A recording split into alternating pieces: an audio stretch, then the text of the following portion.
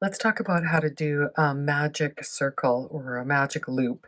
This is a technique that allows you to tighten up the inside of your crochet. It's really nice if you're working in the round. To do a magic circle, you're going to take your yarn tail and place it in your hand so it's just draped across your fingers like this. I like to make my loop around 2 fingers to give me lots of room to work in. So I'm going to hold my tail down like this, and I'm going to wrap the yarn around my 2 fingers like that. Now the yarn's going to cross over. That's okay, that's normal. So just take it and cross it over, and then turn your hand and hold that tail down so that you have two strands of yarn going across your fingers.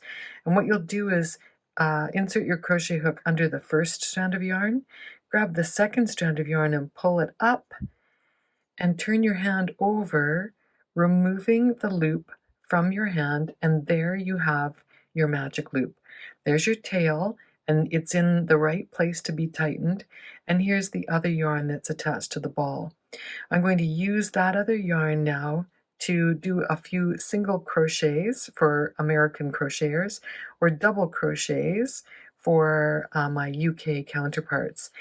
You can do whatever, you can do whatever crochet stitch you want in the center of your thing that you're making.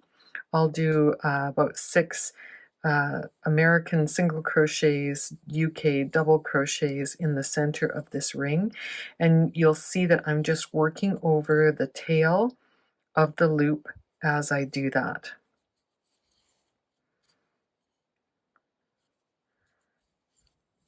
Once you've done the number of crochet stitches that you need in the middle of your circle and you're ready to give it a pull, you should be able to just pull on the tail and everything will just snug itself up nice. You can pull tight or you can pull loose.